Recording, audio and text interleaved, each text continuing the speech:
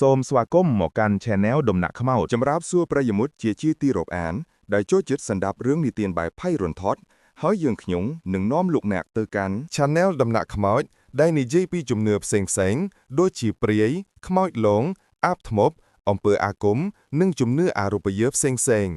ដែលធ្វើឲ្យលោកអ្នកមានអារម្មណ៍ថាភ័យរន្ធត់និងមានអារម្មណ៍ថាខ្មោចកំពុងតែនៅក្បែរលោកអ្នកតើពេលនេះអ្នកមានអារម្មណ៍ព្រឺខ្នងដែរឬទេកុំភ្លេចរឿងរន្ធត់មិនមែនគ្រាន់តែជាការកម្សាន្តនោះទេតែជាការរក្សាទុកនៅកែដំណែលនិងរឿងនិទានដូនតាដ៏គួរឲ្យខ្លាចរបស់យើងសម្រាប់បងប្អូនដែលពុំទាន់បានចុច Subscribe Channel ដំណាក់ខ្មោចរបស់យើងខ្ញុំសូមមេត្តាជួយចុច Subscribe បន្ទាប់មកសូមដាក់សញ្ញាកណ្ដឹងដើម្បីទទួលរឿងថ្មីៗជារៀងរាល់ថ្ងៃ Highlight នៅវីដេអូដែលលោកអ្នកចូលចិត្តនិងផ្សាយទៅកាន់មិត្តភ័ក្តិដែលចូលចិត្តភាពភ័យរន្ធត់ដូចគ្នាដើម្បីកុំឲ្យខាត់ពេលខ្ញុំនឹងនាំអារម្មណ៍ពុកម៉ែបងប្អូនទៅក្នុងពិភពដ៏រន្ធត់នៅក្នុងសាច់រឿងរបស់យើងគឺរឿងខ្មោចធ្មប់ព្រៃនៅភ្នំស្រះខ្ចៅវាយប្រហារព្រះសង្ឃធុដងមួយអង្គដែលស្ថិតនៅក្នុងខេត្តកំពង់ធំដែលមានដំណាលដូរទៅនេះព្រះអាទិត្យលិចអាស្តង់គិតហួសផុតពីកំពូលឈើធំធំក៏បន្សល់ទុកត្រឹមតែពន្លឺព្រឿងមុននឹងភាពងងឹតចូលមកជំនួសតាមដងផ្លូវលំដែលពោពេញដោយរឿនឈើនិងដីក្រហមព្រះតេជគុណកៅវិតបានបន្តដំណើរធុដងរបស់ព្រះអង្គដោយវិន័យតឹងរឹងបំផុតព្រះអង្គគឺជាព្រះសង្ឃវ័យក្មេងមួយអង្គមានទឹកមុខស្ងប់ស្ងៀមនិងការភ្នែកប្រកបដោយការតាំងចិត្តទោះបីព្រះជន្មតិចតួចក្តីតែព្រះកៅវិតមានកិត្តិសព្វល្បីល្បាញរួចទៅហើយថាជាអ្នកមានមេត្តាធម៌ខ្ទង់និងបានសិក្សានៅមន្តអាគមការពារខ្លួនតាមបែបព្រះពុទ្ធសាសនាគោលដៅចុងក្រោយនៃការធុដងលើកនេះគឺភ្នំស្រះខ្ចៅដែលស្ថិតនៅក្នុងខេត្តកំពង់ធំភ្នំនេះល្បីសុសសាយណាស់មិនមែនល្បីដោយភាពស្រស់ស្អាតនៃធម្មជាតិនោះទេតែល្បីដោយភាពស្ងាត់ជ្រងំប្រៃអាចកំបាំងនិងរឿងព្រេងនៃអំណាចធ្មប់ខ្មៅនៅភូមិចុងក្រោយមុននឹងឈានជើងចូលទៅក្នុងព្រៃភ្នំស្រះខ្ចៅព្រះកៅវិតបានទទួលការហាមឃាត់ជាច្រើនពីអ្នកស្រុកណែព្រះសង្ឃសូមនិមន្តត្រឡប់ទៅវិញចុះព្រៃភ្នំស្រះខ្ចៅមិនមែនសម្រាប់មនុស្សលោកទេវាជាកន្លែងរបស់ខ្មោចបិសាចដែលនៅក្រោមអំណាចរបស់គ្រូធ្មប់នាងនួនលោកតាភូមិមេណាកដែលមុខជ្រាវជ្រួនបានលើកដៃសំពះអង្គវរបាទខ្ញុំធ្លាប់ឮលោកបីតទឹកខីនថាអ្នកណាហ៊ានចូលទៅទីនោះសុទ្ធតែវង្វេងផ្លូវឬមិនបានត្រឡប់មកវិញឡើយយាយចាស់ម្នាក់ទៀតបានបន្ថែមព្រះកៅវិតដាក់ស្បង់ជីវរនិងយាមរបស់ព្រះអង្គចកក្រោមដើមឈើធំមួយរួចក៏អោនលំទោនទទួលយកការព្រួយបារម្ភរបស់អ្នកស្រុកញោមអើយព្រះធម៌អាចបន្សាបនៅអំពើអាក្រក់បានអាត្មាភាពធ្វើធុដងគឺដើម្បីស្វែងរកនៅសេចក្តីស្ងប់និងតាំងសមាធិនៅក្នុងទីស្ងាត់បើទោះជាមានខ្មោចឬបិសាចយ៉ាងណាក៏ដោយក៏អាត្មាភាពមិនខ្លាចឡើយព្រោះអាត្មាមានធัวជាគ្រឿងការពារនិងជាគោលចំហព្រះកៅវិទិតមានសង្ឃក្តីដោយសំឡេងទន់ភ្លន់តែមឿងម៉ាត់ដោយឃើញនៅការតាំងចិត្តដ៏មុតម៉ាំរបស់ព្រះសង្ឃពួកអ្នកស្រុកក៏លែងហ៊ានខាត់ខៀងទៀតគ្រាន់តែថ្វាយបង្គំដោយក្តីបារម្ភនិងរៀបចំចង្ហាន់ខ្លះៗថ្វាយព្រះអង្គមុននិមន្តចូលព្រៃលុះពេលយប់ឈានចូលមុខដល់ព្រះកៅវិតក៏ចាប់ផ្ដើមនិមន្តចូលទៅក្នុងជើងភ្នំស្រះខ្ចៅព្រៃនៅទីនោះមានភាពខុសប្លែកពីព្រៃដទៃធាតុអាកាសត្រជាក់ស្រឹបហើយទោះបីជាគ្មានពន្លឺព្រះច័ន្ទក៏ដោយក៏ព្រះអង្គនៅតែមានអារម្មណ៍ថាដូចមានអ្វីមួយដ៏ធ្ងន់កំពុងសង្កត់មកលើបរិយាកាសទាំងមូលព្រះអង្គបានរកឃើញទីតាំងសមរម្យមួយនៅជើងភ្នំដែលជាវាលរៀបតូចមួយស្ថិតនៅក្រោមដើមឈើធំអាយុកាលរាប់រយឆ្នាំព្រះកៅវិតបានដាក់គ្រែធម៌និងយាមមុងសម្រាប់ធុដងហើយរៀបចំនៅគ្រឿងបរិក្ខារចាំបាច់ទៀនធូបខ្សែសីមានិងដំបងធុដងព្រះអង្គចាប់ផ្ដើមធ្វើពិធីបួងសួងសុំសេចក្តីសុខពីទេវតាថែរក្សាព្រៃភ្នំនិងសូត្រធម៌ការពារខ្លួនមួយស្របុកមិនយូរប៉ុន្មានព្រះអង្គក៏ចាប់ផ្ដើមអង្គុយតាំងសមាធិក្នុងឥរិយាបថដ៏ស្ងប់ស្ងៀមភាពស្ងប់ស្ងាត់បានចូលមកជំនួសការតាំងចិត្តតែភាពស្ងប់ស្ងាត់នេះមិនមែនជាភាពស្ងប់ស្ងាត់នៃធម្មជាតិនោះទេវាជាភាពស្ងប់ស្ងាត់មុនព្យុះប្រមាណជាម៉ោង10យប់ពេលដែលព្រះអង្គកំពុងលិចលង់ក្នុងសមាធិយ៉ាងជ្រៅស្រាប់តែមានក្លិនចម្លែកមួយបានហើរមកប៉ះនឹងច្រមុះក្លិននោះគឺក្លិនឈាមឆ្អាបលាយលំនិងក្លិនគ្រឿងក្រអូបចម្លែកដូចជាកំពុងធ្វើពិធីបូជាមួយ ព្រះកៅវិតនៅតែបន្តសមាធិតែបេះដូងព្រះអង្គចាប់ផ្ដើមមានសញ្ញាណថានាងនួនបានដឹងហើយថាមានអ្នកឈ្លានពានចូលទៅក្នុងដែនរបស់នាងយប់នោះគឺជាយប់ដំបូងនៃការតតាំងដ៏វែងឆ្ងាយរវាងអំណាចងងឹតនៃធ្មប់ព្រៃនិងអំណាចដ៏បរិសុទ្ធនៃព្រះធម៌ព្រះកៅវិតបានតាំងចិត្តរង់ចាំការវាយប្រហាររបស់ខ្មោចធ្មប់នៅយប់ស្អែកភាពស្ងប់ស្ងាត់នៅជើងភ្នំស្រះខ្ចៅគ្របដណ្ដប់ដោយភាពត្រជាក់ស្រឹបហើយវាលរៀបតូចក្រោមដើមឈើធំហាក់ដូចជាលំនៅស្ថានដ៏ឯកោសម្រាប់ព្រះតេយ្យគុណកៅវិតក្រោយពីបញ្ចប់ការសូត្រមន្តការពារខ្លួនព្រះអង្គនៅតែបន្តស្ថិតក្នុងឥរិយាបថសមាធិពេញមួយយប់ដំបូងនោះម៉ោងកាន់តែជ្រៅភាពងងឹតកាន់តែសាយភាយជួនកាលឮតែសំឡេងសត្វល្អិតយំលាយឡំនឹងខ្យល់ផាត់ស្លឹកឈើ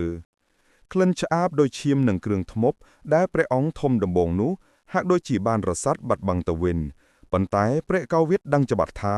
អំណាចងងឹតមិនបានទៅណាឆ្ងាយឡើយគ្រាន់តែលាក់ខ្លួនដោយសម្ងាត់ប៉ុណ្ណោះរំលងអាត្រាតផុតពីម៉ោង12យប់ទៅព្រះអង្គចាប់ផ្ដើមសម្គាល់ឃើញនៅរឿងចម្លែកដែលមិនធ្លាប់ជួបនៅក្នុងព្រៃធុដងដទៃទៀតទី1សំឡេងយំរបស់សត្វព្រៃទាំងអស់បានស្ងាត់ឈឹងទាំងស្រុងធម្មតាព្រៃតែងតែមានសំឡេងសត្វដទៃយំឬខ្នោទូយប់ច្រៅយ៉ាងណាក៏ដោយតែព្រៃភ្នំស្រះខ្ចៅនេះស្ងាត់ជ្រាបដូចមានអ្វីមួយបានបង្ក្រាបសំឡេងទាំងនោះទី2ពេលដែលភាពស្ងាត់បានលេចឡើងហើយ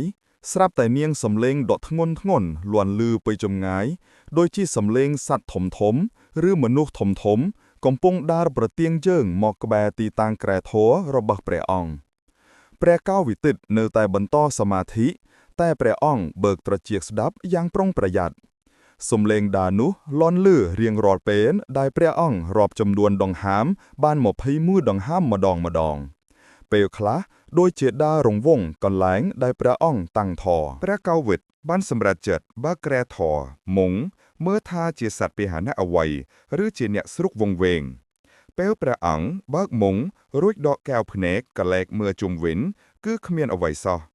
ក្រោមពន្លឺភ្លើងចង្គៀងតូចមួយដែលព្រះអង្គបានដុតគេឃើញតែភាពស្ងប់ស្ងាត់និងម្លប់ឈើខ្មៅងងឹតព្រះអង្គបិទមុងវិញហើយចាប់ផ្ដើមបន្តសមាធិតែមិនយូរប៉ុន្មានទេសំឡេងដាដ៏ធ្ងន់នោះក៏ចាប់ផ្ដើមលាន់លឺឡើងវិញម្ដងទៀតពេលនេះសំឡេងហាក់ដូចជាខិតកាន់តែជិតជាងលើកមុនស្ទើរតែនៅក្បែរខ្សែសីមាដែលព្រះអង្គបានដាក់ការពារទៅហើយព្រះកៅវិតដឹងភ្លាមថានេះមិនមែនជាសំឡេងសត្វលោកទៀតទេតែជាការបង្ហាញវត្តមានរបស់ខ្មោចឬវិញ្ញាណកំណាចដែលចង់លបនលួងលោមស្មារតីព្រះអង្គវិញ្ញាណនេះចង់ឲ្យព្រះអង្គភ័យខ្លាចរត់ចេញពីទីតាំងធម៌ឬបាត់បង់ការតាំងចិត្តព្រះអង្គនៅតែតាំងចិត្តមិនបើកមុងឬបង្ហាញការភ័យខ្លាចណាមួយឡើយគ្រាន់តែបង្កើនការសូត្រធម៌ក្នុងចិត្តនៅបទមេត្តាបរិត្តដើម្បីផ្សាយមេត្តាទៅកាន់វិញ្ញាណនោះនៅពេលឈានចូលដល់ម៉ោង2រំលងអាត្រាតដែលជាពេលវេលាដែលមនុស្សភាគច្រើនដេកលក់ជ្រៅ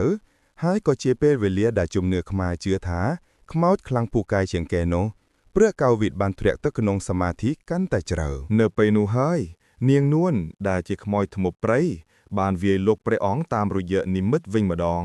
ព្រះកៅវិតបានឃើញរូបភាពព្រៃឈើដែលនៅជុំវិញខ្លួនស្រាប់តែคล้ายជាទីសក្ការៈបូជាខ្មៅដែលមានឆ្អឹងនិងលលាដាក់ក្បាលមនុស្សរាយប៉ាយពាពេញផងព្រះអង្គចាប់ផ្ដើមមានអារម្មណ៍ថាមានផ្លែករាប់មិនអស់កំពុងសម្លឹងមើលព្រះអង្គពីគ្រប់ទិសទីផ្លែកដែលពោលពេញដោយគំនុំនិងកំហឹងកៅវិតហេតុអ្វីក៏អញហ៊ានមករំខានលំនៅរបស់អញចេញទៅភ្លាមព្រះកៅវិតបើកភ្នែកឡើងវិញតែនៅតែស្ថិតក្នុងក្រែធម៌របស់ព្រះអង្គដឹងថាការលងបន្លាចនេះមិនអាចធ្វើអ្វីព្រះអង្គបានឡើយព្រោះព្រះអង្គមានវិន័យនិងការតាំងចិត្តជាមូលដ្ឋានព្រះអង្គក៏លើកដៃប្រណម្យហាមាត់សូត្រនៅបទធម្មចក្រកបវត្តនសូត្រយ៉ាងច្បាស់នៅពេលដែលសំឡេងធម៌បានលាន់លឺឡើងសំឡេងសាច់គោឃ្លឿននោះក៏បានស្ងាត់បាត់ទៅវិញភ្លាមទុកឲ្យនៅសល់តែភាពស្ងប់ស្ងាត់ធម្មតាខ្មោចធ្មប់នោះបានដកថយបណ្ដោះអាសន្នដោយដឹងថាព្រះសង្ឃអង្គនេះមិនមែនជាព្រះសង្ឃធម្មតាដែលអាចលងបានដោយងាយឡើយព្រះកៅវិតបានឆ្លងកាត់យប់ដំបូងដោយជោគជ័យតែព្រះអង្គដឹងថាការប្រយុទ្ធពិតប្រាកដនឹងចាប់ផ្ដើមនៅយប់បន្ទាប់ ព្រះអង្គត្រូវតែស្វែងយល់ពីប្រវត្តិរបស់ខ្មោចធ្មប់នេះដើម្បីរកវិធីរំដោះវាចេញពីគំនុំអាក្រក់ព្រឹកប្រហាមស្រាំងក្រោយពីបានឆ្លងកាត់រាត្រីដ៏ត្រជាក់លាយឡំនឹងការលងបន្លាចពីវិញ្ញាណកំណាចព្រះតេជគុណកោវិតបានរៀបចំស្បង់ជីវរនិងដំបងធុដងរបស់ព្រះអង្គរួចនិមន្តចុះពីជើងភ្នំស្រះខ្ចៅសម្ដៅទៅកាន់ភូមិអ្នកស្រុកដែលនៅជិតបំផុតដើម្បីបិណ្ឌបាតខុសប្លែកពីយប់ដ៏គួរឲ្យខ្លាចធម្មជាតិនៅពេលថ្ងៃមានភាពស្រស់ស្រាយឡើងវិញពន្លឺព្រះអាទិត្យចាំងចំផ្ទៃដីក្រហមផ្ដល់នូវកម្ដៅកក់ក្ដៅតែទោះជាយ៉ាងណាព្រះកៅវិតនៅតែមានអារម្មណ៍ថាភាពអាប់អួរនៃព្រៃភ្នំស្រះខ្ចៅហាក់ដូចជាមិនរលាយបាត់ដោយសារពន្លឺព្រះអាទិត្យនោះឡើយពេលទៅដល់ភូមិពួកអ្នកស្រុកបានថ្វាយចង្ហាន់ដល់ព្រះអង្គដោយក្តីគោរពលាយឡំនឹងភាពភ្ញាក់ផ្អើលពួកគេភ្ញាក់ផ្អើលព្រោះមិននឹកស្មានថាព្រះសង្ឃដែលហ៊ានចូលទៅក្នុងព្រៃអាតកំបាំងនោះអាចមានជីវិតត្រឡប់មកវិញដោយសុវត្ថិភាពបែបនេះទេក្រោយពីបានទទួលចង្ហាន់រួចព្រះកៅវិតបាននិមន្តទៅគង់នៅរោងអ្នកតាភូមិហើយចាប់ផ្ដើមមានសង្ឃដីកាសួរនាំដោយទុនភ្លុនទៅកាន់អ្នកស្រុកចាស់ជាពិសេសលោកយាយចំណាស់ម្នាក់ឈ្មោះយាយមុំ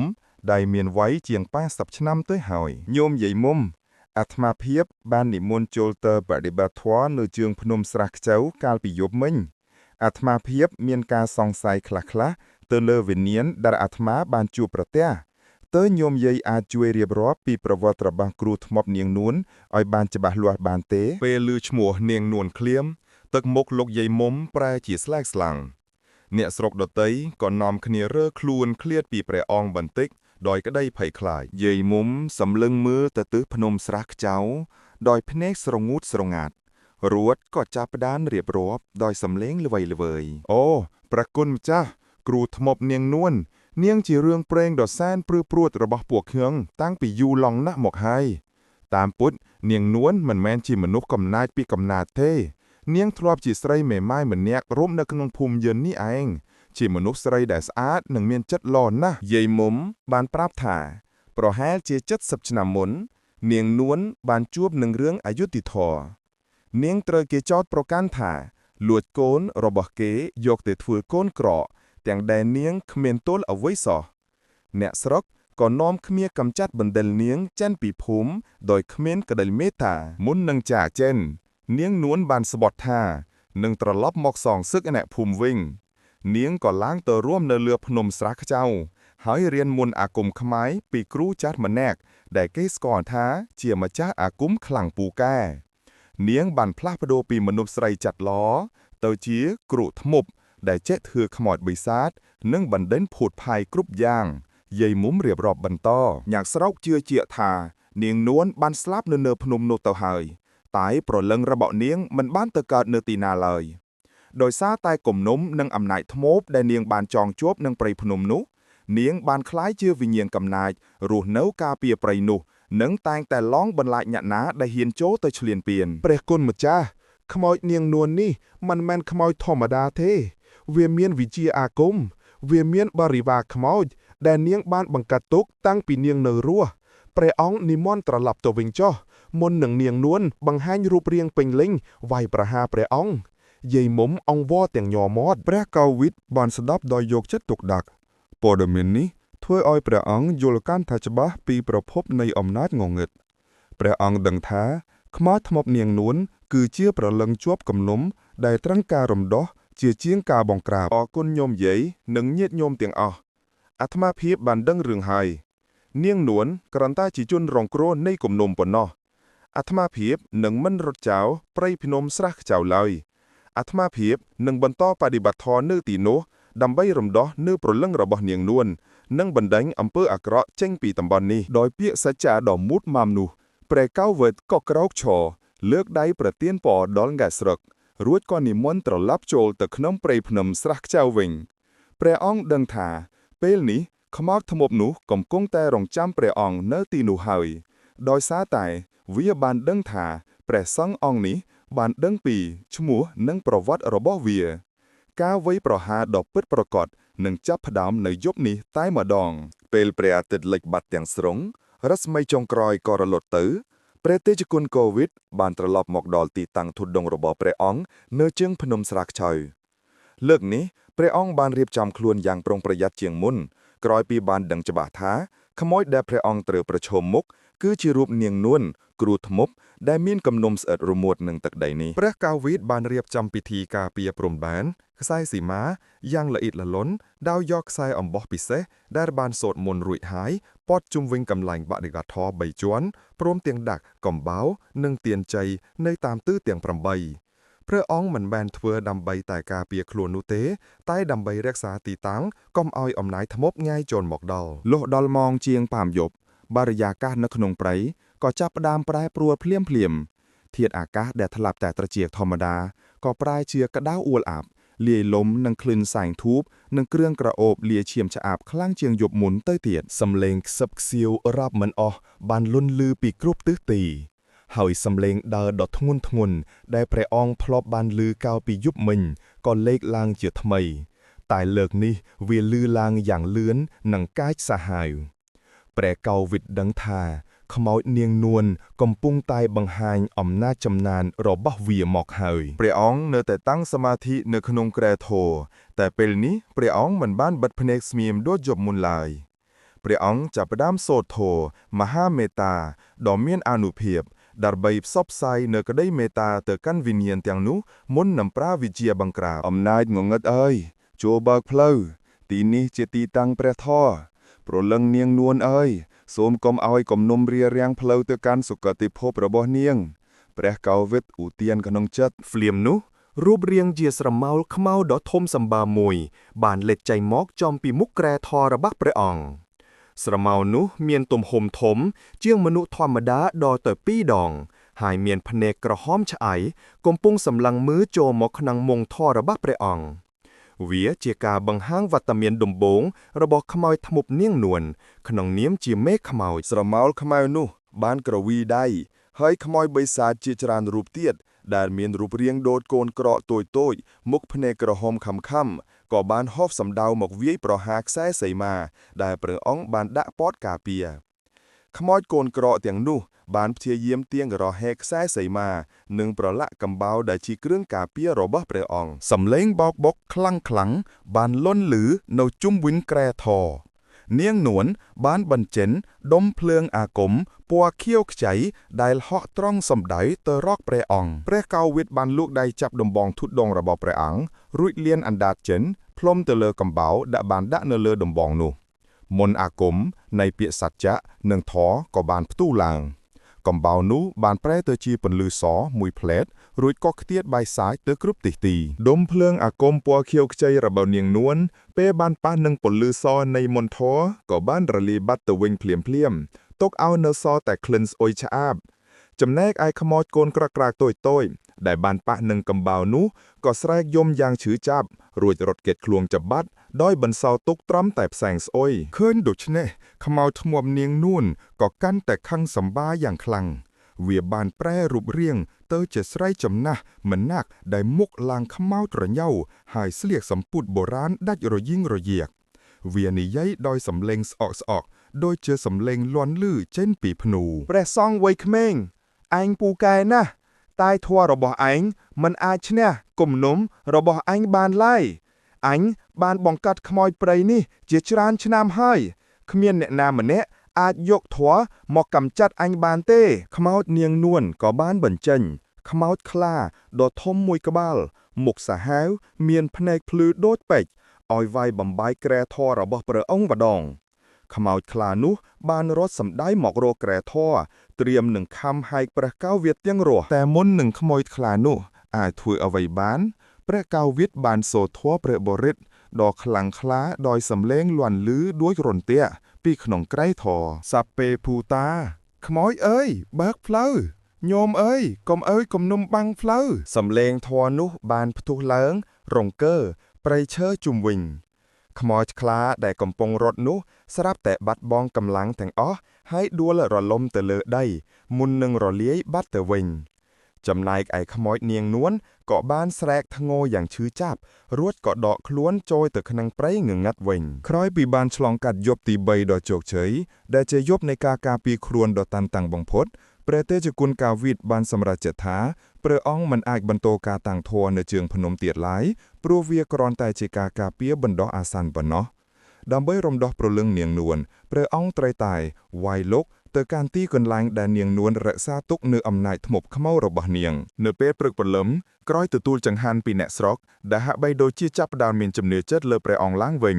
ពេលកូវីដក៏ចាប់ផ្ដើមនិមន្តឡើងទៅលើកំពូលភ្នំស្រះខ្ចៅតែម្ដងព្រះអង្គស្លៀកស្បង់ជីវរដោយមានវិន័យតឹងរឹងទាំងកាំងដំបងធុដងនិងយាមរបស់ព្រះអង្គការឡើងភ្នំមិនមែនជារឿងងាយស្រួលឡើយព្រៃនៅកំពូលភ្នំកាន់តែស្ងាត់ជ្រងំ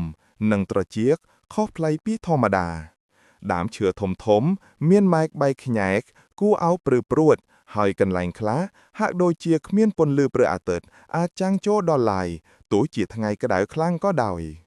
ព្រះអង្គមានអារម្មណ៍ថាខ្លួនរបស់ព្រះអង្គកំពុងដើរកាត់កម្លាំងអវិជ្ជមានមួយដ៏ធ្ងន់ពេលកំពុងនិមន្តទៅមុខព្រះកូវិតចាប់ផ្ដើមឃើញនៅសញ្ញាណចម្លែកជាច្រើនដែលបង្ហាញថាព្រះអង្គកំពុងចូលទៅដល់ដែនអថកម្បាំងរបស់នាងនួនសញ្ញាណទី1ព្រះអង្គបានឃើញស្លាកស្នាមបូជាចាស់នៅតាមដងផ្លូវដូចជាគំនរធ្យូងខ្មៅដុំថ្មដែលប្រឡាក់ដូចឈាមស្ងួតនិងឆ្អឹងសត្វដែលដាក់តម្រៀបគ្នាជាជួរដោយមន្តអាគមសញ្ញាណទី2ដើមឈើមួយចំនួនមានខ្សែអំបោះក្រហមនិងក្រណាត់សហាក់បីដូចជាយន្តអាគមខ្មៅចាស់ចងរំពាត់ជុំវិញដើមឈើនោះបន្ទាប់ពីបានចំណាយពេលដ៏អស់ជាច្រើនម៉ោងព្រះកោវិតក៏បានរកឃើញនៅទីតាំងដែលព្រះអង្គកំពុងស្វែងរកទីតាំងនោះស្ថិតនៅលើចំណតភ្នំមួយដែលរាបស្មើមានដើមឈើដុះជុំវិញព័ទ្ធដូចធាជញ្ជាំងនៅចុងកណ្ដាលវាលរៀបនោះមានប្រាសាទបុរាណទំហំទូចមួយដែលបាក់បែកស្ទើរអស់ទៅហើយធ្វើអំពីថ្មបាយក្រៀមតែអ្វីដែលគួរឲ្យភ័យខ្លាចបំផុតគឺនៅក្បែរប្រាសាទនោះមានរោងអាគមតូចមួយប្រកស្លឹកត្នោតចាស់គ្រាន់តែឃើញក៏ដឹងថាជាកន្លែងសក្ការៈបូជាខ្មៅរបស់ថ្មដែរព្រះកៅវិទិតនិមន្តទៅកាន់រោងអាគមនោះយឺតពេលជិតដល់ព្រះអង្គធំក្លិនស្អុយឆ្អាបខ្លាំងជាងយប់មិញរាប់ដងនៅជុំវិញរោងអាគមមានសសរឈើតូចរាប់សិបដើមដែលនៅពីលើសសរឈើនោះគេបានដាក់ក្បាលខ្មោចលលាតក្បាលមនុស្សពិតក្រងជាកម្រងផ្កានៅខាងក្នុងរោងអាគមមានអាសនៈបូជាធ្វើពីឈើទាលដែលមានដាក់នៅគ្រឿងអាថកំបាំងជាច្រើនឆ្អឹងមឈូសតូចសម្រាប់ធ្វើកូនក្រកកំបិតតូចធំនិងក្រាំងសូត្រមន្តចាស់ដែលសរសេរដោយអក្សរខ្មែរបុរាណពណ៌ក្រហមនៅលើអាសនៈនោះគេឃើញមានរូបសំណាកដីឥដ្ឋមួយដែលមានរាងជាស្រីជំនះមានភ្នែកក្រហមនោះគឺជារូបសំណាកទំនាងឲ្យនាងនួនខ្លួនឯងតែម្ដងព្រះកៅវិតដឹងភ្លាមថាទីនេះហើយជាបេះដូងនៃអំណាចថ្មរបស់នាងនួនធាតុខ្មៅទាំងអស់ត្រូវបានបង្កាត់និងរក្សាទុកនៅទីនេះទោះបីជាឃើញនៅទីធាតុដ៏គួរឲ្យរន្ធត់បែបនេះក្តីព្រះកៅវិតនៅតែរក្សាភាពស្ងប់ស្ងៀមព្រះអង្គបានដឹងថាខ្មោចនាងនួននឹងមិនហ៊ានវាយប្រហារព្រះអង្គនៅទីនេះក្នុងពេលថ្ងៃទេព្រោះអំណាចរបស់វាខ្សោយនៅពេលថ្ងៃព្រះអង្គបានយកក្រែធរនិងយាមរបស់ព្រះអង្គទៅតាំងនៅក្បែរប្រាសាទបុរាណនោះដែលស្ថិតនៅចម្ងាយប្រហែល45ម៉ែត្រពីរោងអាគមព្រះអង្គបានចាប់ផ្ដើមសូត្រធម៌មហាមេត្តាម្ដងទៀតហើយធ្វើពិធីបោសសម្អាតទីតាំងដែលព្រះអង្គត្រូវបដិបត្តិពេលកំពុងធ្វើពិធីព្រះកៅវិទិតបានលូកយកខ្សែសីមាទៅចងពាត់រោងអាគមរបស់នាងនួនតែម្ដងដើម្បីកុំឲ្យធាតុអាក្រក់អាចហាចិនឬចូលបានដោយងាយព្រះកៅវិទិតសម្រេចចិត្តថាយប់នេះព្រះអង្គនឹងមិនរងចាំការវាយប្រហាររបស់ខ្មោចនោះទេតែព្រះអង្គនឹងប្រើអំណាចនៃធម៌ដើម្បីទម្លូតទៅដល់និមិត្តអតីតកាលរបស់នាងនួនដើម្បីរកឲ្យឃើញឫសគល់នៃគំនុំរបស់នាងព្រះអង្គអង្គុយលើក្រែធរបែរមុខទៅរកប្រាសាទបុរាណនោះហើយចាប់ផ្ដើមតាំងសមាធិយ៉ាងជ្រៅនៅមុនពេលដែលព្រះអាទិត្យចាប់ផ្ដើមលិចបាត់បង់នៅឯទិសខាងលិចសង្គ្រាមផ្លូវចិត្តនិងផ្លូវអាគមនឹងត្រូវចាប់ផ្ដើមនៅកន្លែងអាថកកំបាំងបាធុតនៃភ្នំស្រះខ្ចៅរាត្រីបានឈានចូលមកដល់យ៉ាងស្ងប់ស្ងាត់នៅឯកំពូលភ្នំស្រះខ្ចៅប្រតេជគុណកូវិតបានគង់តាំងសមាធិយ៉ាងជ្រៅនៅក្បែរប្រាសាទបុរាណដែលបាក់បែករោងអាគមរបស់នាងនួនស្ថិតនៅចម្ងាយបន្តិចត្រូវពុតហាត់ដោយខ្សែសីមាការពាររបស់ព្រះអង្គភាពស្ងៀមស្ងាត់នៅរាត្រីនោះ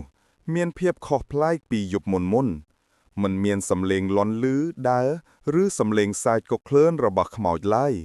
ขมอยทมบเนียงนวลดังจิบะถาแปรซององนี้บ้านโจรหมอกดอลเบะดงในอำนาจระบาเวียให้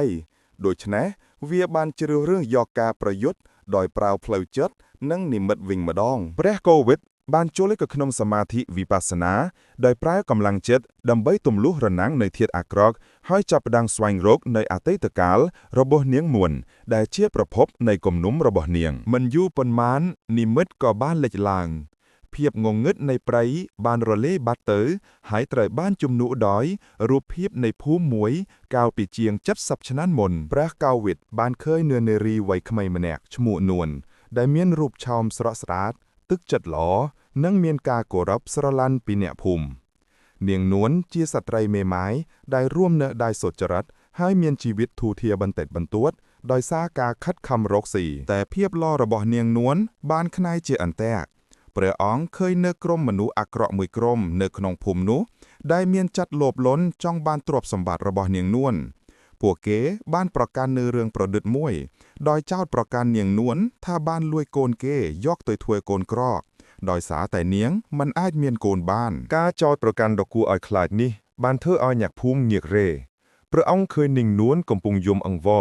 ตัวสมพิบยึดติดท่อแต่ขมิ้นโนนามันอยากจือเนียงไลตึกมุกระเบาะเนียงนวลนเปลนุโปเป็นตัวดอยเพียบชื่อจับนังกาเอาสังคมรูปเพียบบานพโดเตยเจเปดันเนียงนวลเตราแนะภูมิบันเด้งเจ๋งแตงถอดเถียก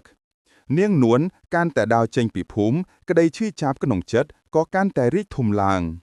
เปลเนียงแต่ดอเชืองพนมสรักเจ้าเนียงบานดัวแต่เลิศใดหายจับดังสปอต1 เมกนั่งใดอันนังตรลบเหมาะเว้นอันนังเรียนอาคมขมายเรียนกรุบมนทมบอย่างอ้อดำใบซองสักนังพวกมนุษย์จัดอากระอย่างนู่อันนังมันเตยหน้าเต้อันนังจอบแกงเนตีนี่ดำใบใต้เข็มนมรูปเพียบก็บังหานปีดำหนาแดเนียงนวลบานจูบนังครูจ้ามันยักเนเลอกอมปูดพนมได้เชียครูทมบกาสาห้าวบำพดครูทมบนุบ้านบังเรียนมนอากมขมายดอนเนียงมันแม่นดำใบกาเปียครวนเต้แต่ดำใบสองศึกเนียงนวลบ้านคลายเจเซตจำนานหายบ้านบังกัดนือเถียดขมาย1 ก้นเกราะเจเจินแปรโกเวดเคยท้ากรอยปีเนียงหนุนบ้านสลับบัดบองเตยหายโดยซาแต่อำนายทมบระเบาะเนียงคลังปีกนั่นกำนมดอสเอ็ดรมวดโนบ้านทัวเอาโปรเล่งระเบาะเนียงมันไอเตยจับกำนายบ้านลายเนียงบ้านคลายเจอขมอยทมบได้จวบแกงรูเหนือดำใบแต่กำนมนั่นกาเปียแดนอากมระเบาะคลวนไอเนื้อตีพมพดนิมิตก่อบ้านบังไฮเนอเศร้ามุยได้จะเศร้าโปรเล่งเนียงนวลนุคือเจียรงอากมหนึ่งเครื่องโบเจียเตียงอ้อได้เปรี้ยอ้องบานเคยเนยกระบายนุเครื่องอากมเตียงนุบานจองพจั่วโปรเล่งระบบเนียงนวลเตยนึ่งตีกันหลายนี่ดอราบหน้าวัดโถเตียงนุเนยเมียนเนียงนวลก่อนเนื้อไตเจียขโมยทมบดอกไก่สะห้าวดอกแดลพระโกเวทบานดอกคลวนเจ้งพิสมาธิเนื้อโจกบานโฮสระเป้งประกายพระองค์ดอกดังหามเวงเวงหอยเมียนกายโยจัดจมปัวขโมยเนียงนวลโอ้เนียงนวลโยมคือเจจุนรังกรูในเพียบอายุติทว่าแต่โยมบานเจริญเพลเข้าให้กมนมระบบโยมกมปงไตเรียเรียงเพลเตอกันสักได้ซกระบบโยมเองเปรเก่าวิดอุเตียนขนุจัดดอยก็ได้เมตาเป็นนี้เปรเก่าวิดเติดบันดังจะบ้านไหถาดำใบรำดอเนียงนวลเปรอ๋องไตรแต่บำพลายเนื้อเทียดขมเอาเตียงอ้อเนื้อขนึงรงอากมนูหายปลาท่อดำใบเชียบาลเนื้อกลมนมได้จะรึเจริญขนมโปรลึงระบบเนียงนวลม้วนหนึ่งแปรอองเมียนเอากาเรียบจำแผนกาสรับแต่เมียนสำเลงน้วยบานลวนลื้อปีขนงโรงอากมขมอดเนียงนวลบานดังหอยท้าพระกาวิเตตบานลวดเมื่อเคยเนืองอัตไตตะเก้าดออามะระบบเนียงเกาวิดแองเฮียนเมื่อเรื่องอัตไตระบบอังแองเต้าแต่ซ่องยบนี่แองนึ่งมันบ้านรูเต้สำเลงกระหึมระบบเนียงนวลลันลื้อลางดอยโป้ปิงแต่ดอยกลมหึงแต่เกินลางดอยกลมรึดกลมปูลกาไวประหาดอยกลมหึงดอยปึ๊ดประกอบหนึ่งจับประดามเหนือยุบนี่หายคราวปีประเทศจกลเกาเวทบ้านบอมพลายขโมยใบสายตัวตายจีจรานระบบเนียงนวลหน่วยยุบมุนขโมยทมุบนกำปูดพนมสรักเจ้าก็บ้านต่อตัวการชื่อจับนั่งซอกกำลังอย่างคลั่งเนียงนวลดังท้าแปรเก่าเวทคือจีกูประแจงดอกคลังปูกายให้มันเงียนึงกำชัดโดยปรากำลังบ่ายขโมยหรือการลองบรรลัยโดยพตัวเตียดลายเนื้อเรียตรีนุ នាងនួនបានផ្លាស់ប្ដូរយុទ្ធសាស្ត្រនាងបានប្រើនៅមន្តអាគមខ្មៅដ៏ចំណាស់មួយគឺមន្តពង្វាស់ភ្នែកដែលធ្វើឲ្យមនុស្សដែលហ៊ានប្រឈមនឹងនាងវង្វេងស្មារតីនិងបាត់បង់ការមើលឃើញការពិតម៉ោងជាង10យប់ពេលដែលព្រះកៅវិទកំពុងតាំងសមាធិយ៉ាងស្ងប់ស្ងៀមនៅក្បែរប្រាសាទបុរាណស្រាប់តែព្រះអង្គមានអារម្មណ៍ថាធាតុអាកាសជុំវិញខ្លួនមានការប្រែប្រួលយ៉ាងឆាប់រហ័សភាពងងឹតទាំងមូលហាក់ដូចជាមានកម្លាំងគំនុំដ៏ធំកំពុងហោះជុំវិញក្រែធររបស់ព្រះអង្គភ្លាមនោះរូបភាពដែលព្រះអង្គបានឃើញតាមរយៈកែវភ្នែករបស់ព្រះអង្គក៏បានប្រែប្រួលទាំងស្រុងព្រៃឈើខៀវស្រងាត់រួមទាំងក្រែធរនិងប្រាសាទបុរាណបានបាត់បង់ទៅវិញព្រៃคล้ายជាភ្លើងព្រះកៅវិទបានឃើញនៅនិមិត្តថាព្រៃឈើនៅជុំវិញព្រះអង្គបានคล้ายទៅជាភ្នក់ភ្លើងដ៏សន្ធោសន្ធៅព្រះអង្គមានអារម្មណ៍ថាកម្ដៅកំពុងឆាបឆេះស្បង់ជីវររបស់ព្រះអង្គហើយផ្សែងដ៏ហុយហាធ្វើឲ្យពិបាកដកដង្ហើមព្រះអង្គឮសំឡេងស្រែកយំនិងខ្នួររបស់មនុស្សដែលហៅរកជំនួយពីក្នុងភ្លើងនោះភ្នំคล้ายជាវាលខ្សាច់រូបភាពក៏បានប្ដូរភ្លាមពីភ្នក់ភ្លើងទៅជាវាលខ្សាច់ដ៏ធំល្វឹងល្វើយដែលគ្មានទឹកសូម្បីមួយតំណក់ព្រះកៅវិទមានអារម្មណ៍ថាព្រះអង្គកំពុងស្រែកឃ្លានទឹកខ្លាំងបំផុតរហូតដល់ស្បែករបស់ព្រះអង្គស្ងួតក្រៀមរូបភាពលួងលួងលោមនាងនួនបានបង្ហាញរូបរាងជាម្ដាយរបស់ព្រះអង្គដែលមានទឹកមុខស្រប្រាប់ស្រពោនហើយលូកដៃមករកព្រះអង្គលយពាក្យអង្វរថាកូនម្ដាយស្រែកទឹកណាស់ជួយម្ដាយចេញពីវាលខ្សាច់នេះផងមុនពង្វក់ភ្នែករបស់នាងនួនគឺមានបំណងធ្វើឲ្យព្រះកៅវិទបាត់បង់ស្មារតីវង្វេងនិងភាពស្រែកឃ្លាននិងក្តីអាណិតបើនរណាម្នាក់ជួបប្រទះនៅភាពវង្វេងនេះហើយព្យាយាមរត់គេចឬដើរទៅតាមរូបភាពលួងលួងលោមនោះគេនឹងវង្វេងបាត់ទៅក្នុងព្រៃងងឹតហើយងាយនឹងក្លាយជាចំណីអាគមរបស់នាងនួនព្រះកៅវិទត្រូវខំមាត់ទប់ចិត្តយ៉ាងខ្លាំងព្រះអង្គដឹងថាទាំងអស់នេះគឺគ្រាន់តែជានិមិត្តប៉ុណ្ណោះព្រះអង្គរំលឹកខ្លួនឯងថារូបមិនមែនជាខ្ញុំមិនមែនជារូបអ្វីៗទាំងអស់នេះគឺជារបស់មិនពិតដែលកើតឡើងដោយអាគមងងឹតព្រះអង្គបានតាំងស្មារតីឡើងវិញហើយក៏សម្រេចចិត្តប្រើនៅអាវុធដ៏ពិសិដ្ឋផុតក្នុងព្រះពុទ្ធសាសនាគឺធម៌អភិធម្មព្រះអង្គចាប់ផ្ដើមសូត្រធម៌ជ័យនិងអភិធម្ម7គម្ពីរយ៉ាងច្បាស់ដោយសំឡេងលាន់ឮដោយរន្ទះពន្លឺនៃការដាស់តឿននៅពេលដែលព្រះអង្គចាប់ផ្ដើមសូត្រធម៌អភិធម្មដែលជាធម៌វិភាគនៅរូបធម៌និងនាមធម៌និមិត្តនៃភ្នែកភ្លើងនិងវាលខ្សាច់ក៏ចាប់ផ្ដើមរងើរូបភាពរបស់ម្ដាយដែលលួងលួងលោមនោះក៏ត្រូវបែកខ្ញែបន្តិចម្ដងហើយប្រែទៅជាស្រមោលខ្មៅរបស់នាងនួនវិញនាងនួនស្រែកយំយ៉ាងឈឺចាប់ព្រោះមន្តអាគមពង្វក់ភ្នែករបស់នាងត្រូវបានអំណាចវិបស្សនារបស់ព្រះកៅវិទបំបាក់ទាំងស្រុង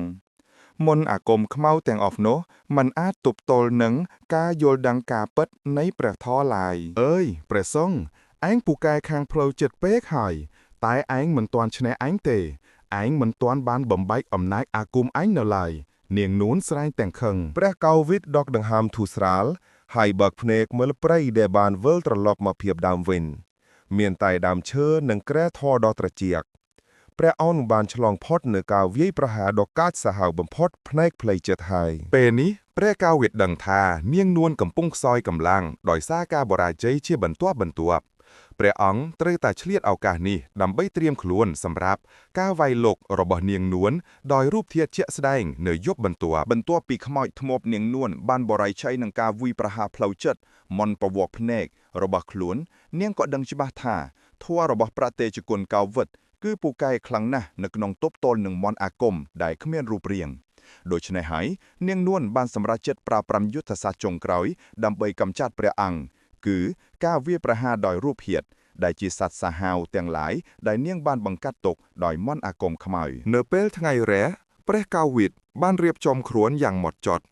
ព្រះអង្គបានដាក់ខ្សែសីមាមួយជាន់ទៀតនៅជុំវិញក្រែធរហើយរៀបចំដំបងធុតដងដែលសូត្រមន្តរួចហើយទុកនៅក្បែរព្រះអង្គដឹងថាការប្រយុទ្ធយប់នេះនឹងត្រឹមត្រូវឲ្យព្រះអង្គប្រើកម្លាំងបាយទេចាបន្ថែមពីកម្លាំងចិត្តយប់នោះបរិយាកាសនៅកំពូលភ្នំស្រះខ្ចោយមានសភាពស្ងាត់ជ្រងំខុសពីធម្មតាតែវាមិនមែនជាភាពស្ងាត់នៃការភ័យខ្លាចនោះទេ តែជាភាពស្ងាត់នៃការរងចាំម៉ោង7:11យប់ពេលដែលព្រះកៅវៀតកំពុងតាំងសមាធិស្រាប់តែមានសំឡេងលូននិងខំត្របាក់ដ៏គួរឲ្យខ្លាចបានលាន់ឮពីខាងក្រោយរោងអាគមរបស់នាងនួនវាមិនយូរប៉ុន្មានទេក្បាលពស់ដ៏ធំសម្បើមមួយដែលមានមៀតប៉ុនដើមត្នោតក៏បានលូនចេញពីក្នុងព្រៃមកវាជាពស់នាគារាជដែលមានពពាធំស្ទើរតែបាំងពន្លឺព្រះច័ន្ទទោះបីជាយប់នោះគ្មានព្រះច័ន្ទក៏ដោយក៏វាមានពន្លឺស្រអាប់ខ្លាំងណាស់ពស់នោះមិនមែនជាពស់ធម្មតាទេ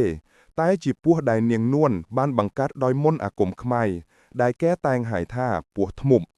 ភ្នែករបស់វាភ្លឺថ្លាយចេញពន្លឺពណ៌ស្វាយហើយវាបានបើកមាត់ហាមត្រៀមនឹងជើកពែកៅវិតព្រះកៅវិតដឹងថាសត្វដែលចេះអាគមនេះมันអាចរលាយបាត់ដោយសារធម៌សូត្រធម្មតាឡើយព្រះអង្គបានស្ទុះក្រោកឈរភ្លាមហើយលោតចេញពីក្រែធម៌របស់ព្រះអង្គក្រែធម៌នោះក៏ត្រូវពោះធ្មប់ខំចាំរហែកឈីបំណែកបែកព្រះកៅវិតបានចាប់ដំបងធុដងរបស់ព្រះអង្គយ៉ាងណែនដំបងនោះមិនត្រឹមតែជាគ្រឿងបរិក្ខារព្រះសង្ឃទេ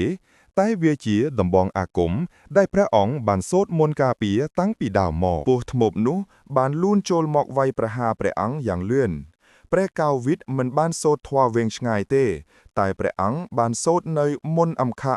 មន្តគំហៈខ្លីៗមួយម៉ាត់ហើយក៏លូកដៃវាយចំក្បាលពស់នោះដោយដំបងធុដងផាំងសំឡេងវាយនោះបានលន់លឺដូចដែកប៉ះដែកពស់ធ្មប់នោះស្រែកធ្នោយ៉ាងខ្លាំងហើយក៏ដកថយទៅវិញបន្តិចពេលពស់ធ្មប់នោះកំពុងដកថយស្រាប់តែមានខ្លាដំបងមួយក្បាលទៀតដែលមានធំជាងខ្លាធម្មតា2ដងហើយមានរោមពណ៌ខ្មៅរលោងក៏បានលោតចេញពីព្រៃម្ខាងទៀតខ្លានេះក៏ជាសត្វដែលនាងនួនបានបង្កាត់ដោយធាតុខ្មៅដែរវាមិនខំដោយខ្លាធម្មតាទេតែវាបានដកក្រចកដ៏មុតស្រួចរបស់វាត្រៀមនឹងវាយជ្រាបព្រះកៅវិតព្រះកៅវិតបានដឹងថាព្រះអង្គត្រូវតែប្រយុទ្ធក្នុងពេលតែមួយជាមួយសត្វអាគមទាំងពីរនេះប្រឈមនឹងខ្លាព្រះអង្គបានលោតខ្លួនកែកពីក្រចកខ្លាដំបងនោះរួចប្រោកម្លាំងបាយវាយចំឆឹងជំនាខ្លាដំបងនោះដោយដំបងធុដងម្ដងទៀតខ្លាដំបងនោះបានស្រែកហើយដួលរមៀលទៅលើដីប្រឈមនឹងពស់ពេលខ្លាដំបងដួលហើយពស់ធ្មប់នោះក៏ឆ្លៀតឱកាសលួនរឹតក្បាលរបស់ព្រះអង្គព្រះកៅវិតមានអារម្មណ៍ថាបង្ហាមរបស់ព្រះអង្គស្ទើរតែដាច់ទៅហើយតែដោយកម្លាំងសមាធិនិងវិន័យព្រះអង្គបានលើកដៃទាំងទីឡើងហើយសូត្រធម៌អភ័យទានផ្សាយទៅកាន់ពស់នោះដោយក្តីមេត្តាធម៌ក្នុងពេលជាមួយគ្នានោះព្រះអង្គបានដកដៃគោលទូតមួយចេញពីហៅប៉ៅស្បង់រួចចាក់បញ្ចូលទៅក្នុងក្បាលពស់នោះការបំបែកធាតុអាគមនៅពេលដែលដៃគោលដែលសូត្រមន្តយ៉ាន់ដោយព្រះអង្គបានចូលទៅក្នុងក្បាលពស់នោះធាតុអាគមដែលគ្របដណ្ដប់លើពស់នោះក៏បានបែកខ្ញែកពស់ធ្មប់នោះបានស្រែកយំយ៉ាងឈឺចាប់រួចក៏ដួលរលំទៅលើដីហើយប្រែរូបរាងទៅជាសាកសពពស់រលួយវិញពេលខ្លាដំបងបានឃើញពស់រលាយបាត់ទៅធាតុអាគមរបស់វាក៏ចុះខ្សោយដែរព្រះកៅវិតក៏ឆ្លៀតឱកាសលោតចូលទៅវាយដំបងធុដងចំក្បាលខ្លាដំបងនោះយ៉ាងពេញទំហឹងម្ដងទៀត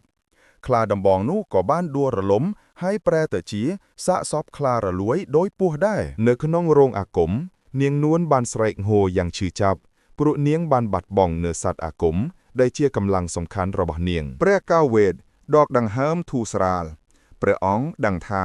ខ្មោចធ្មប់នាងនួនបានខ្សក់កម្លាំងស្ទើរតែទាំងស្រុងទៅហើយយប់បន្ទាន់ជាតិពេលវេលាដ៏សំខាន់ដងបីបំផ្លាងនៅឫសគល់នៃអំណាចធ្មប់របស់នាងពេលព្រះអាទិត្យចាប់ផ្ដើមលិចបាត់នៅឯជើងមេឃព្រះតេជគុណកៅវិតបានរៀបចំខ្លួនសម្រាប់សង្គ្រាមចុងក្រោយនៅកំពូលភ្នំស្រះខ្ចៅ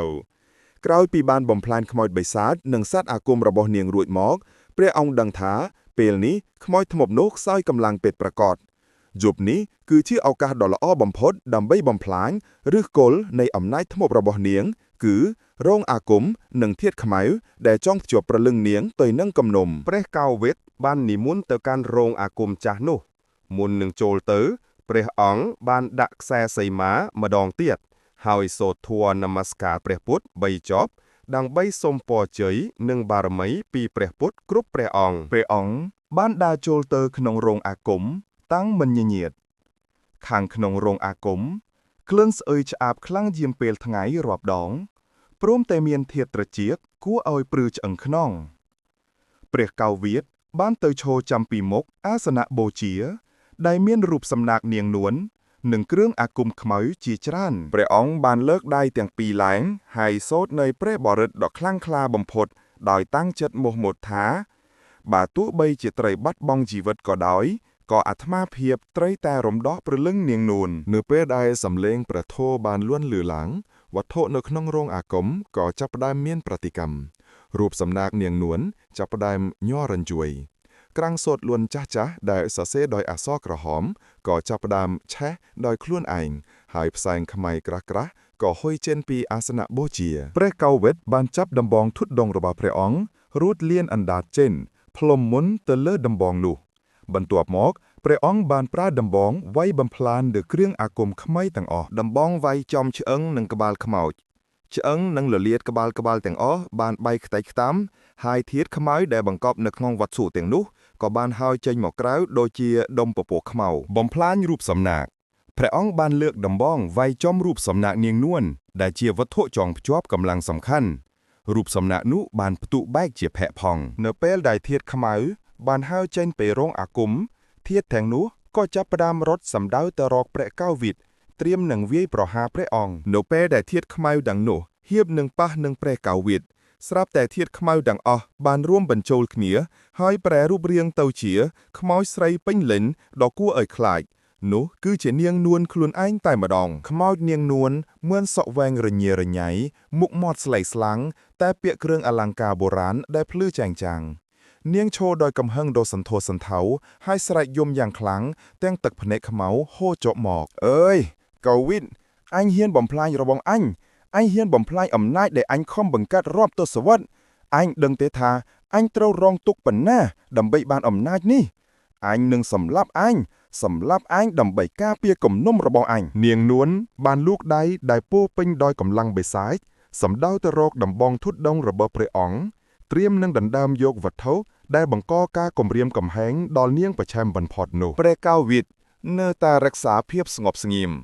ព្រះអង្គកាន់ដំបងធុតដងនោះជាប់ហើយចាប់ផ្ដើមសូត្រនៅធម៌ខណ្ឌបរិត្តដោយលាយឡំជាមួយមេត្តាធម៌ទៅកាន់ខ្មោចនាងនួននៅពេលដៃរបស់នាងនួនប៉ះនឹងដំបងធុតដងដែលពោពេញដោយអំណាចធម៌នាងនួនបានស្រែកធ្ងោយ៉ាងឈឺចាប់ដៃរបស់នាងហាក់ដូចជាត្រូវបានរលាកដោយពន្លឺបរិសុទ្ធនាងបានដកខ្លួនថយទៅវិញយ៉ាងលឿនព្រះគោវិតដឹងថានាងនួនបានឈានដល់ចំណុចដែលមិនអាចត្រឡប់ថយក្រោយបានទៀតទេនាងនឹងប្រើកម្លាំងបិសាចទាំងអស់របស់នាងដើម្បីវាយប្រហារព្រះអង្គក៏ត្រៀមខ្លួនសម្រាប់ការប្រយុទ្ធផ្ទាល់ជាមួយខ្មោចធ្មប់ខ្លួនឯងដែលនឹងក្លាយជាការសងសឹកចុងក្រោយរបស់នាងក្រោយពីព្រះតេជគុណកៅវិតបានបំផ្លាញនៅធាតុខ្មៅសំខាន់ខ្មៅនៅក្នុងរោងអាគមខ្មោចធ្មប់នាងនួនក៏បានបង្ហាញរូបរាងពេញលេញរបស់ខ្លួនហើយខឹងសម្បាដល់កម្រិតកំពូលនាងបានដឹងថាព្រះសង្ឃអង្គនេះបានបំបែកអំណាចរបស់នាងស្ទើរតែទាំងស្រុងទៅហើយដូច្នេះហើយនាងនួនបានសម្រេចចាត់ប្រើកម្លាំងបិសាចទាំងអស់ដែលនៅសេសសល់វាយប្រហារព្រះកៅវិតផ្ទាល់ដើម្បីការពារនៅគំនុំចុងក្រោយរបស់នាងព្រះកៅវិតឈរយ៉ាងរឹងមាំនៅក្បែរអាសនៈបូជាដែលបែកបាក់ទាំងកាន់ដំបងធុតដងរបស់ព្រះអង្គបានត្រៀមខ្លួនរួចជាស្រេចសម្រាប់ការប្រយុទ្ធដ៏តានតឹងនេះខ្មោចនាងនួនបានប្តូររូបរាងពីស្រីសក់វែងទៅជារូបភាពដ៏គួរឲ្យខ្លាចប៉ុនប៉ុតមុខរបស់នាងប្រែជាលលាតក្បាលដែលមានអណ្ដាតភ្លើងពណ៌ខៀវខ្ចីឆាបឆេះភ្នែករបស់នាងបានរីកធំធេងហើយស្រែកក្រហមដោយសំឡេងលាន់លឺពេញព្រៃឯងត្រូវតែស្លាប់នៅទីនេះឯងត្រូវតែធ្វើជាឈាមស្រស់សម្រាប់អាគមរបស់អញកុំសង្ឃឹមថានឹងរំដោះអញបាននាងនួនបានលោតសម្ដៅមករកប្រាកាវិតយ៉ាងលឿនដូចជាខ្លាដែលស្ទុះរកចំណីនាងបានប្រើក្រចកដៃរបស់នាងដែលវែងស្រួចនិងខ្មៅគុក្រិកត្រៀមនឹងជ្រៀកស្បង់ជីវររបស់ព្រះអង្គព្រះកៅវិតបានគេចខ្លួនពីការវាយប្រហារនោះយ៉ាងលឿនព្រះអង្គមិនបានប្រើដំបងធុតដងវាយបកភ្លាមទេតែព្រះអង្គបានឆ្លៀតឱកាសនោះផ្លុំកំបោរមុនការពារទៅចុំរូបរាងខ្មោចរបស់នាងនួនពេលកំបោរដែលសូត្រមន្តបានប៉ះនឹងរាងកាយរបស់នាងនួនខ្មោចធ្មប់នោះបានស្រែកឃ្នោយ៉ាងខ្លាំងហើយផ្សែងខ្មៅក៏បានហុយចេញពីរាងកាយរបស់នាងបានថយក្រោយបន្តិច ដោយសារការឈឺចាប់ដែលបង្កើតឡើងដោយពន្លឺបរិសុទ្ធនៃមន្តធម៌តែនាងនួនមិនព្រមចុះចាញ់ឡើយ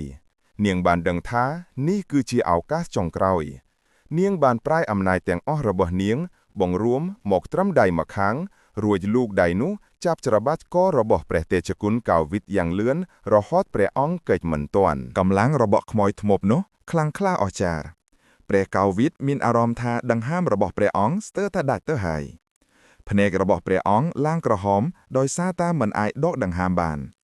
ដំបងធាត់ដងរបស់ព្រះអង្គក៏បានធ្លាក់ពីដៃមរណភាពស្ទើរតែជិតដល់ហើយនៅក្នុងស្ថានភាពដ៏គ្រោះថ្នាក់នេះព្រះកោវិតដឹងថាព្រះអង្គមិនអាចប្រាយកម្លាំងបាយតបតវិនបានទេព្រោះនឹងធ្លាក់ទៅក្នុងអន្ទាក់នៃកំហឹងព្រះអង្គបានប្រមូលនៅកម្លាំងសមាធិនិងទេចៈទាំងអស់របស់ព្រះអង្គរួចចាប់ផ្ដើមសូត្រធម៌ជ័យដ៏ខ្លាំងក្លាក្នុងបេះដូងរបស់ព្រះអង្គពាក្យធម៌នីមួយៗបានលន្លឺពីក្នុងបេះដូងរបស់ព្រះអង្គហើយបានคล้ายទៅជាពន្លឺសដ៏ក្តៅគគុកដែលហូរចេញពីក្បាលរបស់ព្រះកោវិតពន្លឺនោះបានហូរចូលទៅក្នុងដៃរបស់នាងនួនដែលកំពុងច្របាច់កព្រះអង្គនាងនួនស្រែកយំយ៉ាងឈឺចាប់ដែលជាសំឡេងយំលាយឡំនឹងការឈឺចាប់ខាងផ្លូវកាយនិងផ្លូវចិត្តដៃរបស់នាងត្រូវបានរលាកដោយថ្មបរិសុទ្ធកម្លាំងរបស់នាងក៏ចាប់ផ្ដើមចុកខ្សោយ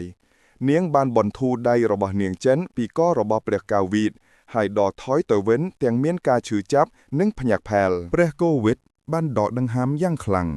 ព្រះអង្គបានរួចផុតពីសេចក្តីស្លាប់ដោយប្រទាក់ក្រឡានាងនួនដឹងថានាងមិនអាចសម្លាប់ព្រះអង្គដោយកម្លាំងបិសាចបានទៀតទេនាងនួនក៏បានដួលទៅលើដីហើយចាប់ផ្ដើមយំសោកស្ដាយនៅអំពើអាក្រក់របស់ខ្លួនដែលធ្វើឲ្យនាងនៅជួបគំនុំរាប់ទសវត្សរ៍ព្រះកោវិតដឹងថានេះគឺជាឱកាសដ៏ល្អបំផុតដើម្បីរំដោះនាង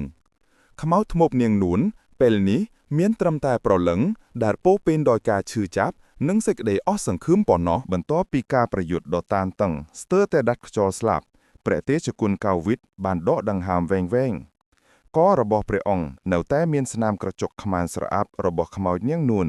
តែព្រះអង្គមិនបានចាប់អារម្មណ៍នឹងការឈឺចាប់ខាងកាយនោះឡើយព្រះអង្គបានដឹងថាខ្មោចធ្មប់នាងនួននៅពេលនេះគឺពិតជាខ្សោយកម្លាំងហើយគ្មានសល់អ្វីក្រៅពីប្រលឹងដែលពោពេញដោយការឈឺចាប់នោះទេនាងនួនបានដួលរលំនៅក្បែរព្រះអង្គទាំងយំសោកយ៉ាងខ្លាំងរូបរាងដ៏គួរឲ្យខ្លាចរបស់នាងក៏បានរលាយបាត់បង់បន្តិចម្ដងហើយប្រែទៅជាស្រមូលអបដ៏សែនសោកសៅវិញព្រះកោវិតបានលូកដីទៅចាប់ដំបងធាត់ដងនៃជ្រោះនៅលើដីរួចក៏និមន្តទៅអង្គុយនៅក្បែរស្រមោលអបនោះដោយក្តីមេត្តាធម៌ដ៏បរិសុទ្ធព្រះអង្គមិនបានប្រើមន្តអាគមឬការបង្ក្រាបទៀតទេតែព្រះអង្គបានប្រើពាក្យពេចន៍និងធម៌ទេសនាដើម្បីព្យាបាលនៅគំនុំរបស់នាងនួនញោមនួនអើយអាត្មាភាពដឹងថាញោមធ្លាប់ជាមនុស្សល្អហើយញោមបានរងនឹងការឈឺចាប់ដោយសារតែភាពអយុត្តិធម៌គំនុំរបស់ញោមគឺវាពិតជាធ្ងន់ណាស់សំឡេងរបស់ព្រះកោវិតមានភាពទន់ភ្លន់និងកក់ក្ដៅធ្វើឲ្យស្រមូលអបរបស់នាងនួនចាប់ផ្ដើមរញ្ជួយតែញោមនួនអើយគំនុំមិនអាចសងដល់គំនុំបានទេការសងសឹករបស់ញោមបានធ្វើឲ្យញោមបាត់បង់នៅឱកាសទៅកាន់សុគតិភពរាប់ទសវត្សរ៍មកហើយញោមមិនមែនជាអ្នកមានកំហុសទេតែធាតុអាក្រក់នៃធ្មប់ខ្មែរបានជាប់គៀងប្រលឹងរបស់ញោមនៅទីនេះព្រះកោវិតបានចាប់ផ្ដើមសូត្រនៅធម៌វិបស្សនាម្ដងទៀតដោយផ្ដោតលើការរំលឹកគុណដល់ការខិតខំនិងជីវិតតស៊ូរបស់នាងនួនកាលពីមុនព្រះអង្គបានចង់អុលបង្ហាញឲ្យនាងនួនឃើញនៅផ្លូវទៅកាន់សេចក្តីស្ងប់ញោមនួនអើយសូមញោមមើលមកអាត្មាភាពសូមញោមដោះលែងនៅគំនុំទាំងអស់នោះចេញពីចិត្តរោងអាគមនិងធាតុខ្មៅទាំងអស់ត្រូវបានរលាយបាត់អស់ហើយញោមគ្មានអ្វីត្រូវការពារទៀតទេញោមឥឡូវនេះមានសេរីភាពហើយនៅពេលដែលព្រះកោវិតមានសង្កដីការបែបនេះស្រមូលអបរបស់នាងនួនក៏ចាប់ផ្ដើមប្រែរូបរាងទៅជាស្រីស្អាតវ័យក្មេងដោយការដែលនាងនៅរស់វិញទឹកមុខរបស់នាងលែងមានកំហឹងទៀតហើយ